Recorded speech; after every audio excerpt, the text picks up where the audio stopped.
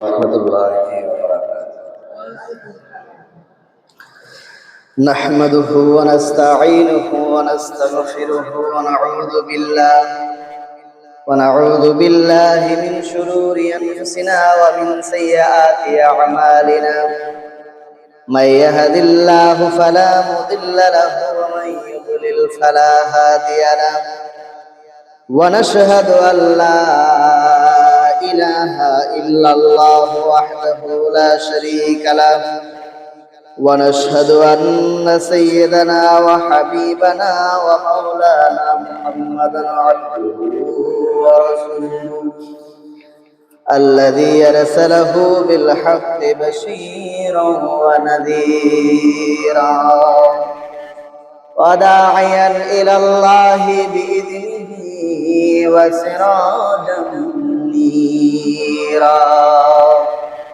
فقد قال الله تعالى في كلامه المجيد وفرقانه الحميد: أعوذ بالله من الشيطان الرجيم. بسم الله الرحمن الرحيم. إن الله وملائكته يصلون على النبي يا أيها الذين آمنوا صلوا عليه وسلموا تسليما. اللهم صل على سيدنا مولانا محمد وعلى آل سيدنا مولانا محمد. اللهم صل على سيدنا مولانا محمد وعلى آل سيدنا مولانا محمد. بلغ العلا بكماله كشف الدجى بجماله حسنت جميع خصاله. صلوا عليه وآله. نسیما جانب بتہا گزر کن زحوالم محمد را خبر کن.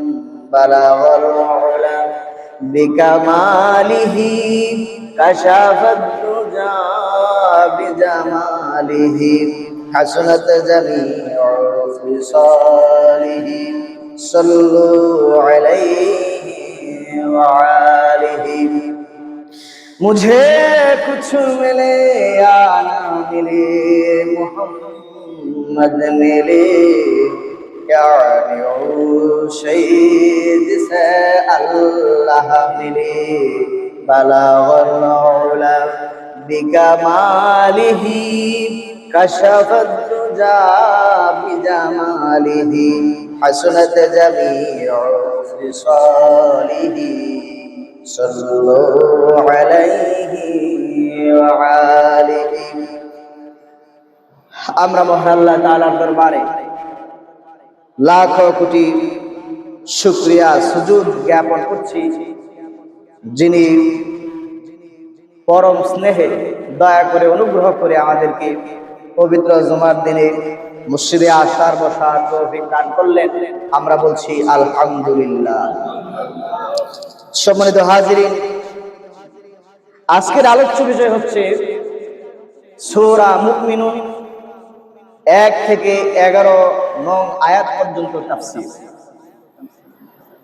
সূরা মুমিনুন 1 থেকে 11 পর্যন্ত। এই জায়গায় আল্লাহ তাআলা সেই সমস্ত মানুষের গুণাবলীর কথা উল্লেখ করেছেন যারা জান্নাতুল ফেরদাউসে যাবে। অর্থাৎ জান্নাতুল ফেরদাউসে যদি কেউ যেতে চায় তাহলে সূরা মুমিনুনের 1 থেকে 11 নং আয়াত পর্যন্ত আমল তাকে করতে হবে। আমরা সবাই কি জান্নাতুল ফেরদাউসে যাইতে রাজি আছি না? সমস্ত মানুষের যদি আপনি জিজ্ঞেস করেন আপনি কোন জান্নাতে যেতে চান, সবাই বলবে জান্নাতুল ফেরদাউস। কারণ জান্নাতের মধ্যে সবথেকে সর্বোৎকৃষ্ট জান্নাত হচ্ছে জান্নাতুল ফেরদাউস। আর এর সম্মান অনেক বেশি, নিয়ামত অনেক বেশি, আর এর জন্য আমলটাও বেশি করা লাগবে। আমরা আজকে জানতে চাই জান্নাতুল ফেরদাউসে যাওয়ার জন্য আমাদের কি কি যোগ্যতা থাকা দরকার। আমি একটা আয়াতের কথা আমি বলবো, আর আপনারা শুনে এটা মুখস্থ রাখবেন এবং আমল করার চেষ্টা আমরা সবাই করব ইনশাআল্লাহ। সর্বপ্রথম আল্লাহ তাআলা বলতেছেন, قد أفلح المؤمنون الذين هم في صلاتهم خاشعون والذين هم عن اللغو معرضون। সেই সমস্ত মুমিনরা সফল হয়েছে যারা নাকি তাদের নামাজে মনোযোগী হয় এবং জবান হেফাজত করে। জান্নাতুল ফেরদাউসে যাওয়ার জন্য সর্বপ্রথম হচ্ছে ঈমানদার হতে হবে। কদ আফলাহাল মুমিনুন, ঈমানদার হতে হবে। যে সে ঈমানদার হলে চলবে না, পাকাপোক্ত মুমিন হওয়া লাগবে। আল্লাহ পাক রব্বুল আলামিন কোরআনের অনেক জায়গায় বলেছেন 6টা জিনিসের উপরে যদি কারো ঈমান থাকে, পাকাপোক্ত 6টা জিনিস, তাহলে অবশ্যই সে মুমিন হিসেবে গণ্য হবে। 1 নম্বর হলো আল্লাহর প্রতি ঈমান, 2 নম্বরে ফেরেশতাদের প্রতি ঈমান, 3 নম্বর নবী রাসূলদের প্রতি ঈমান, 4 নম্বর হলো আসমানি কিতাবের উপরে ঈমান, 5 নম্বর হলো আখিরাতের প্রতি ঈমান, আর 6 নম্বর হলো তাকদীরের ভালো এবং মন্দের প্রতি ঈমান। কারো যদি এই 6টা জিনিসের প্রতি ঈমান থেকে থাকে, বিশ্বাস থাকে, তাহলে অবশ্যই সে মুমিনদের ভিতরে গণ্য হয়ে যাবে। তাহলে আরেকটু ভালো করে শুনে, 1 নম্বর হচ্ছে আল্লাহর প্রতি ঈমান। আল্লাহ আছেন, শুধু এইটুকু মানলেই হবে না, আল্লাহর হুকুম আহকাম মেনে নিতে হবে, আল্লাহর আইন মানতে হবে, আল্লাহর বিধান মানতে হবে। 2 নম্বর হলো ফেরেশতা। আল্লাহ পাক কোরআন এবং হাদিসের মধ্যে ফেরেশতার যে সমস্ত সংজ্ঞা তিনি দিয়েছেন, ফেরেশতা সম্পর্কে যে সমস্ত তথ্য তিনি দিয়েছেন, সেগুলো হুবহু এইভাবেই বিশ্বাস করতে হবে। এবং আম্বিয়া আলাইহিস সালাম তাদের সবাই একই শ্রেণীভুক্ত, সবাই আল্লাহর তরফ থেকে নিয়োগপ্রাপ্ত, এটা বিশ্বাস করতে হবে। 4 নম্বর হলো আসমানি কিতাব। আল্লাহ তাআলা যুগে যুগে অসংখ্য আসমানি কিতাব তিনি প্রেরণ করেছেন, সবগুলোর প্রতি ঈমান আনতে হবে আর আমল করতে হবে শুধু কোরআনের প্রতি। কোরআন আসার পরে এর আগে যত আসমানি কিতাব এসেছে সব আমল থেকে বরবাদ হয়ে গেছে, শুধু কোরআনের পরে আমল করতে হবে। এরপরে আখিরাত, শুধু আখিরাত বিশ্বাস করলেই হবে না, আখিরাতের জন্য পরিশ্রম করতে হবে, আমল করতে হবে। তাকদীর, এই তাকদীরে আসার পরে মানুষের ঈমান একটু নড়বড়ে হয়ে যায়। বিপদে পড়লে পরে ঈমান ঠিক থাকে না, আবেগে পড়লে পরে ঈমান ঠিক থাকে না, আনন্দ উল্লসিত হওয়ার পরে ঈমান ঠিক থাকে না, অত্যাধিক ধনী হওয়ার পরে ঈমান ঠিক থাকে না, আবার অত্যাধিক গরীব হওয়ার পরেও ঈমান ঠিক থাকে না, নষ্ট হয়ে যায়। আল্লাহ পাক রব্বুল আলামিন বলেন, ইয়ামসাসকাল্লাহু বিদুররিন ফালা কাশিফা লাহু ওয়া ইয়ামসাসকা বিখাইরিন ফালা রাদ্দা লিফাদলিহি।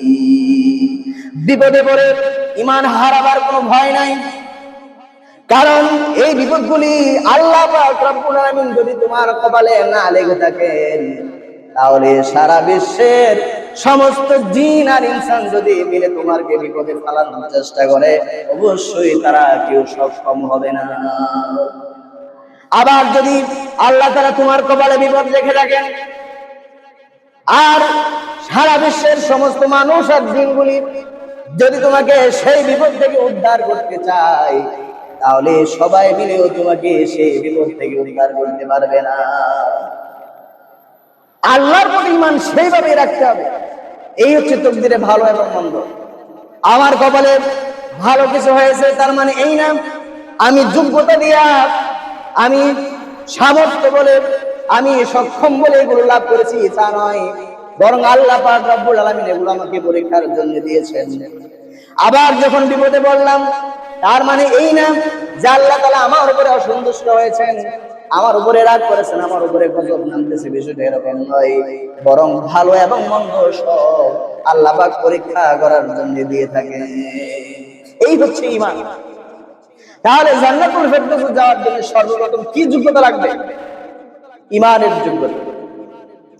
2 নম্বর হলো আল্লাযীনা হুম ফি সালাতিহিম খাশিউন। নামাজের মধ্যে বিনয়ী হতে হবে, মনোযোগী হতে হবে। আর আমরা এমন কায়দার মুসলমান, নামাজের মধ্যে যা আছে সব মনে পড়ে, সারাদিন কোনো টেনশন নাই, কোনো দুশ্চিন্তা নাই। আর যখন ব্যক্তি নামাজে দাঁড়ায় আছে, নিয়ত বান্ধার পরে যা আছে সব তার মনে পড়তেছে। এরকম হয় না? কোন নামাজে কয় রাকাত পড়া হলো তার মনে নাই। আত্তাহিয়াতু পড়তে বসেছে, হঠাৎ করে দেখে আত্তাহিয়াতু দুরূদ শরীফ দোয়া মাসুরা সব শেষ হয়ে গেছে, সালাম ফেরানোর সময় এসে গেছে, মাঝখানে কে কে পড়লো তার কিছুই মনে নাই। এমন লোক আমি দেখেছি, এমন লোক আমি দেখেছি, সে একটা রাকাত 3টা সাজদা দিয়া পড়ে, সে চিন্তাই করতে পারে না তার সাজদা একটা বেশি হয়েছে। অনেক মানুষ তাকে বলে আপনি 3টা সাজদা দেন কেন? বারবার বলে দেওয়ার পরেও এই লোক 3টা সাজদার কমে একটা রাকাত আদায় করতে পারে না। কি মুসলমান তৈরি করা হয়েছে চিন্তা করেন। আবার এই মুসলমানগুলি নামাজ আদায় করে, নামাজের ভিতরে কি পড়ে সেই দিকে খেয়াল নাই, তাসবিহগুলি কয়বার পড়া হতেছে কোনো খেয়াল নাই, রাকাতের সংখ্যা তো খেয়ালই থাকে না। এমনকি প্রথম রাকাতে কোন সূরার পরে কোন সূরা পড়লো, দ্বিতীয় রাকাতে কোন সূরার পরে কোন সূরা পড়লো সেটাও খেয়াল নাই। হয় না এরকম? কোন শয়তান সব থেকে বেশি আক্রমণ করে হচ্ছে নামাজের মধ্যে। 4টা 14 গোষ্ঠী নিয়ে আসে আক্রমণ করে নামাজ। আমার ভাইয়েরা, জান্নাতুল ফেরদাউসে যাওয়ার জন্য 2 নাম্বার যে গুণ লাগবে সেটা হলো নামাজে অত্যন্ত মনোযোগী হতে হবে। আল্লাহ পাক রব্বুল আলামিন এই কথা বলেন নাই যে নামাজ পড়লে জান্নাতুল ফেরদাউসে যাবি, বরং শুধু নামাজ পড়লেই হবে না, মনোযোগ দিয়ে নামাজ পড়া লাগবে। আর যদি কেউ নামাজ আদায় না করে, বেনামাজি, সে যখন জাহান্নামে যাবে, জাহান্নামের ফেরেশতারা তাকে জিজ্ঞেস করবে ইয়াতাসালুনা আনিল মুজরিমিনা মা সালাকাকুম ফি সাফার। ও মুজরিমের দলেরা, ও জাহান্নামীরা, জাহান্নামে কেন এলে? কোন অপরাধে জাহান্নামে এসেছো? তখন তারা বলবে ক্বালু লাম নাকু মিনাল মুসাল্লিনা ওয়া লাম নাকু নুতঈমুল মিসকিন। আমরা তো নামাজি ছিলাম না, আমরা মুসল্লি ছিলাম না। লাম নাকু মিনাল মুসাল্লিন, মুসল্লি ছিলাম না। আর আমরা মিসকিনদেরকেও খেতে দিতাম না। অসহায় গরিব মানুষ এইগুলা দেখলে আমরা নাক ছিটকায় চলে যেতাম, এদেরকে আমরা সাহায্য সহযোগিতা করি না। এই 2টা বড় বড় কারণে মানুষ জাহান্নামে যাবে। আল্লাহ পাক রব্বুল আলামিন অন্য জায়গায় বলেন ফাখালাফা মিন বা'দিহি খালফুন আদাউস সালাতি ওয়াত্তাবাউস শাহাওয়াতি ফাসাউফা ইয়ালকাউনা গায়য়া। এরপর এমন জেনারেশন আসলো, এমন প্রজন্ম তৈরি হলো যারা নামাজ নষ্ট করলো, আদাউস সালাত নামাজ নষ্ট করেছে, ওয়াত্তাবাউস শাহাওয়াত আর তারা প্রবৃত্তির অনুসরণ করেছে। ওই সমস্ত লোকগুলোকে জাহান্নামের মধ্যে কোন জায়গায় দেওয়া হবে? আল্লাহ পাক বলেন ফাসাউফা ইয়ালকাউনা গাইয়া। জাহান্নামের মধ্যে একটা জায়গা আছে, সেটার নাম হচ্ছে গাইয়া। ওই জায়গায় বেনামাজি সবগুলো একসাথে করা হবে। বুঝতেছেন কথা? তো যে লোক শুধু ইমানের দাবিদার অথচ নামাজ আদায় করে না, এই লোক সরাসরি জাহান্নামে যাবে, এতে কোনো প্রকার সন্দেহ নাই। হযরতে জাবের রাদিয়াল্লাহু তাআলা আনহু থেকে রাসূল পাক সাল্লাল্লাহু আলাইহি সাল্লাম বলেন, আন জাবের রাদিয়াল্লাহু তাআলা আনহু قال سمعت النبي صلى الله عليه وسلم يقول إن بين الرجل وبين الشرك والكفر ترك الصلاة। রাসূল পাক সাল্লাল্লাহু আলাইহি সাল্লাম বলেন, নিঃসন্দেহে মুসলমান ব্যক্তি এবং শিরক আর কুফরের মধ্যে একমাত্র পার্থক্য হলো নামাজ। যে লোক নামাজ আদায় করলো সে মুসলমান হিসেবে পরিগণিত হয়েছে, আর যে লোক নামাজ আদায় করে না সে শিরক করেছে, কুফরি করেছে। নাউযুবিল্লাহি মিন যালিক। আমার বন্ধুগণ, তিরমিজি শরীফে এবং ইবনে মাজাতে একই হাদিস এসেছে। عن بريدة رضي الله تعالى عنه قال قال رسول الله صلى الله عليه وسلم العهد الذي بيننا وبينهم الصلاة فمن تركها فقد كفر। আল্লাহ নবী সাল্লাল্লাহু আলাইহি সাল্লাম বলেন, ও মুসলিম, আর মুসলিমদের মাঝে একটা মাত্র চুক্তি আছে, ওই চুক্তি যে সম্পাদন করলো সে মুসলমান থেকে গেল, আর এই চুক্তি যে বরবাদ করেছে সে অবশ্যই মুসলমানের কাতার থেকে বেরিয়ে গেছে। তাহলে একটা জিনিস আছে, নামাজ। এই নামাজ যে আদায় করলো সে মুসলমান থেকে গেল, আর যে নামাজ আদায় করলো না সে শিরক করলো, কুফরি করলো। নাউযুবিল্লাহ। মুসনাদে আহমদের মধ্যে আছে আর আব্দুল্লাহ ইবনে ওমর রাদিয়াল্লাহু তাআলা আনহু আন্নাহু যাকারা as-সালাতা ইয়াওমান ফাকালা মান লাম ইউহাফিজ আলাইহা লাম ইয়াকুল লাহু নূরুন ওয়ালা বুরহানুন ওয়ালা নাজাতুন। রাসূল সাল্লাল্লাহু আলাইহি সাল্লাম বলেন, যে ব্যক্তি নামাজ আদায় করে না তার জন্য কোনো নূর নাই, কোনো দলিল নাই, তার কোনো মুক্তি নাই কিয়ামতের ময়দানে। ওয়া কানা ইয়াউমাল কিয়ামাতি মা'a কারুন ওয়া ফিরআউন ওয়া হামান ওয়া উবাই ইবনে খালফ। যে ব্যক্তি নামাজ আদায় করলো না কিয়ামতের দিন সে কারুনের সাথে হাসরে উঠবে, ফিরআউনের সাথে হাসরে উঠবে, আর হামানের সাথে হাসরের ময়দানে উঠবে, ওয়া উবাই ইবনে খালফের সাথে হাসরে উঠবে।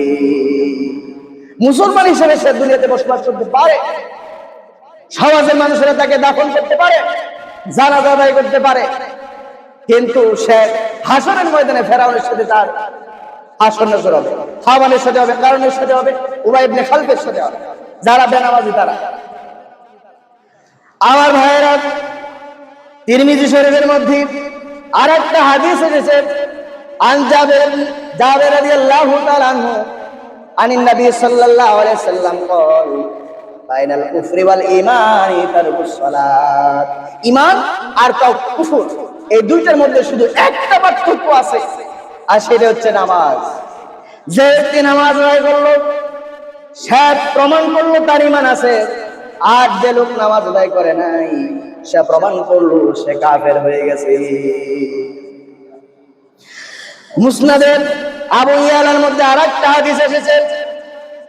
হযরত আনাস রাদিয়াল্লাহু তাআলা আনহু বলেন, قال رسول الله صلى الله عليه وسلم ليس بين العبد وبين الشرك الا ترك الصلاه فاذا تركها فقد اشرك। মুসলমান আর অমুসলমানের মধ্যে একটা মাত্র পার্থক্য আছে, সেটা হচ্ছে নামাজ ছেড়ে দেওয়া। যে ব্যক্তি নামাজ ছেড়ে দিয়েছে সে আল্লাহর সাথে শিরক করেছে। এবার আমি আর কেমনে বলবো নামাজ ছেড়ে দেওয়া কত বড় অন্যায়, কত বড় গুনাহ? আর কিভাবে বুঝাইলে বুঝবেন যে নামাজ ছেড়ে দেওয়া ঈমান না থাকার শামিল? অনেক ইমামরা বলেছেন যে ব্যক্তি নামাজ আদায় করে না তার জানাজা দেওয়া জায়েজ নাই, মুসলমানের গুরুস্থানে তাকে দাফন করা জায়েজ নাই, মুসলমানের মতো কাফন দাফন করানো তার জন্য জায়েজ দেয়, অনেক ইমাম এরকম বলেছেন। কিন্তু আমাদের মাযহাবের ইমাম আবু হানিফা রাহমাতুল্লাহি আলাইহি তিনি বলেছেন, যদি কেউ ইচ্ছা করে নামাজ ছেড়ে দেয় আর যদি মনে করে নামাজের কোনো প্রয়োজন নাই, তাহলে সে কাফের হয়ে যাবে। আর যদি কেউ অলসতা করে, নামাজের মধ্যে গাফিলতি করে, আর তার ভালো লাগে না এই জন্য নামাজ সে আদায় করে না, কিন্তু তার ভিতরে ভিতরে একটা অনুভূতি আছে যে নামাজ পড়া দরকার, তার ভিতরে এরকম অনুভূতি আছে আমি অন্যায় করতেছি, কবিরা গুনাহ করতেছি, নামাজ আদায় করি না, আমি জাহান্নামে যাব, এই চিন্তা যদি তার মনের মধ্যে থেকে থাকে, তাহলে অবশ্যই সে মুসলমান থেকে যাবে, কাফের হবে না। এটা ইমাম আবু হানিফা রাহমাতুল্লাহি আলাইহি বলেছেন। তার মানে এই না যে বেনামাজি জান্নাতে যাবে, যাবে, তবে ওই সময় যাবে যখন সে আগুনে পুড়তে পুড়তে তার শরীরে আর কিছুই থাকবে না, তখন হয়তো বা যাইতে পারে। আমার ভাইরা, নামাজ ছেড়ে দেওয়া কুফরি, নামাজ ছেড়ে দেওয়া শিরক। আর শুধু নামাজ পড়লেই যে একজন মানুষ মুসলমান হয়ে যায় তাই নয়।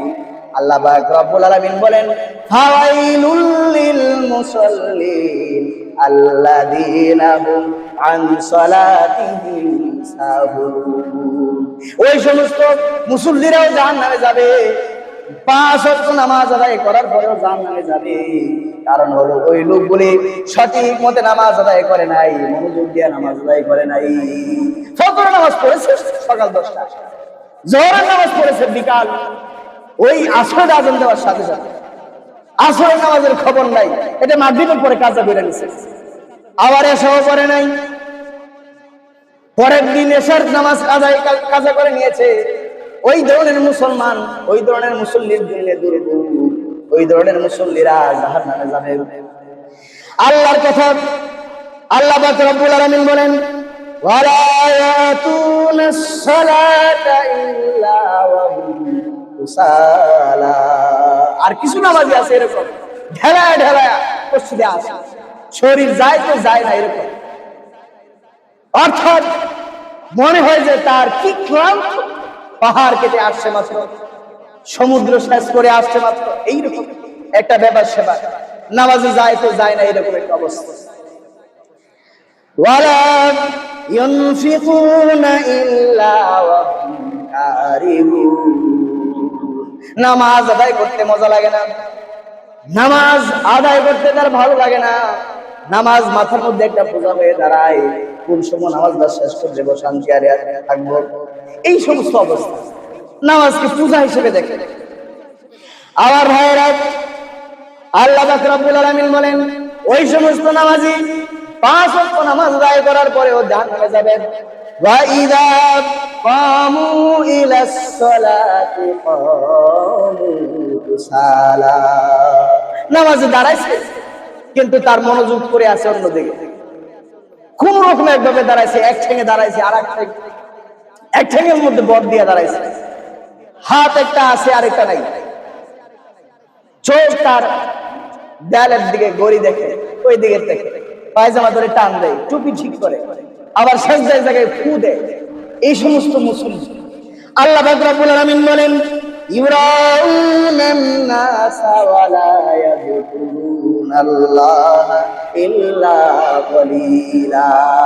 এরা মানুষকে দেখানোর জন্য নামাজ আদায় করে, অথচ নামাজের ভিতরে 4 রাকাত হোক 2 রাকাত হোক, তারা খুব কম সময়ে আল্লাহ পাককে স্মরণ করে। এই বৃদ্ধ হয়ে গেছি, এখন যদি নামাজ আদায় না করি তাহলে মানুষে বলবে কি? মেয়েগুলা বিয়া দিয়েছি, মেয়ের জামাইগুলা কি বলবো, বিয়ে সাহেব কি বলবো? এখন যদি নামাজ আদায় না করি, পুত্র বিয়া করাইছি, বিয়ে সাহেব কি বলবে, বিআইন কি বলবে, সমাজের মানুষগুলি কি বলবে, জোয়ান ছেলেরা কি বলবে, এই চিন্তা করে সে নামাজে আসে। আল্লাহ পাক রব্বুল আলামিন বলেন, এগুলা, এই সমস্ত মুসল্লি সুবিধা জাহান্নামে যাবে। আমার বন্ধুগণ, রাসূলুল্লাহ সাল্লাল্লাহু আলাইহি ওয়াসাল্লাম বলেন, ইন্না আওয়ালা মা ইউহাসাবু বিহিল আবদু ইয়াওমাল কিয়ামাতি মিন আমালিহিস সালাত। বান্দাকে হাসরের ময়দানে সর্বপ্রথম যে প্রশ্ন করা হবে, বান্দার আমলের মধ্যে সর্বপ্রথম যে আমলটা পরীক্ষা করা হবে সেটা হলো আসসালাত। বান্দা নামাজ আদায় করেছো নাকি? তোমার নামাজের সওয়াব আছে নাকি? কও নামাজ, 5 ওয়াক্ত নামাজ যদি আদায় করে থাকো তাহলে ওই দিকে দাঁড়াও, তোমার বিচার আচার করা হবে। আর যদি 5 ওয়াক্ত নামাজ আদায় না করো তাহলে ওই দিকে দাঁড়াও, তোমার কোনো বিচার হবে না, বিনা হিসেবে তোমাকে জাহান্নামে দিয়ে দেওয়া হবে। নামাজ যে লোক আদায় করলো না তার কোনো বিচার নাই, তার কোনো বিচার নাই, বিনা হিসেবে তার। আমার ভাইরা, সেই জন্য জান্নাতুল ফেরদাউস লাভের জন্য সর্বপ্রথম হলো ইমানদার হতে হবে। আর দ্বিতীয় নাম্বার হলো মনোযোগ দিয়ে নামাজ আদায় করা লাগবে। নামাজের প্রতি উদাসীন হলে চলবে না। 1 ওয়াক্ত আদায় করলাম তো 3 ওয়াক্ত নাই, এইরকম যেন না হয়। 5 ওয়াক্ত নামাজ যদি কেউ সঠিকভাবে আদায় করতে পারে তাহলে অবশ্যই আল্লাহ পাক তাকে জান্নাতুল ফেরদাউস দান করবেন। আমার ভাইরা, আল্লাহ পাক রব্বুল আলামিন যারা নামাজ আদায় করে না তাদের ব্যাপারে বলতেছেন, ফালা সাদ্দাকা ওয়ালা সাল্লা ওয়ালাকিন কাযযাবা ওয়া তাওয়াল্লা। যে সমস্ত লোক নামাজ আদায় করে নাই আর কোরআনকে বিশ্বাস করে নাই, হাদিস বিশ্বাস করে নাই, এইগুলোকে মিথ্যা বলেছে, আর সে তার পরিবার পরিজন আলে আওলাদ নিয়ে খুব খুশি মতো চলেছে, এই সমস্ত লোকের জন্য আওলা লাকা ফাআওলা সুম্মা আওলা লাকা ফাআওলা, এদের জন্য ধ্বংস, এরপরে ধ্বংস, সুম্মা আওলা লাকা ফাআওলা, এরপরে ধ্বংস, আবার ধ্বংস। যারা নামাজ আদায় করে নাই 4 বার একই কথা 4 বার উল্লেখ করেছেন আল্লাহ। অন্য কোন আমলের ব্যাপারে এই কথা বলেন না। আওলা লাকা ফাআওলা সুম্মা আওলা লাকা ফাআওলা, ধ্বংস এবং ধ্বংস, এরপর ধ্বংস, আবার ধ্বংস। যে মুসলমান নামাজ আদায় করে, আমি বলি কি, একটা মানুষের সতর হচ্ছে তার নাভি থেকে হাঁটু পর্যন্ত, ঠিক কিনা? একটা মানুষের সতর যদি নাভি থেকে হাঁটু পর্যন্ত ঘোরা থাকে, ঢাকা থাকে, তাহলে বোঝা যাবে তার সতর ঠিক আছে। আর যদি তাও না থাকে তাহলে আছে কিছুই না। নামাজ হচ্ছে সেই সতরের মতো, কোন আমলও যদি না থাকে অন্তত সতরটা করা দরকার, ফরজ আদায় করা দরকার। এই সতই যদি না থাকে তাহলে একটা মানুষ উলঙ্গ। আর যার নামাজ নাই, দিনের মধ্যে তার কিছুই নাই, তার সম্পূর্ণ দিন উলঙ্গ হয়ে গেছে। আল্লাহ তাআলা আমাদেরকে তৌফিক দান করুন, আমরা যেন নামাজি হতে পারি। 5 ওয়াক্ত নামাজ যেন আমরা খুব সুন্দর করে আদায় করতে পারি, মনোযোগ দিয়ে আদায় করতে পারি। আল্লাহ সেই তৌফিক দান করুন। এই 1 থেকে 11 নং আয়াত পর্যন্ত আরো অনেকগুলি গুণাবলী কথা আছে, আজকে শুধুমাত্র বললাম 2টা। আগামী সপ্তাহে আমরা সবগুলো বলার চেষ্টা করব ইনশাআল্লাহ। ওয়া আখিরু দাওয়ানা আলহামদুলিল্লাহি রাব্বিল আলামিন। আসসালামু আলাইকুম ওয়া রাহমাতুল্লাহি ওয়া বারাকাতুহু।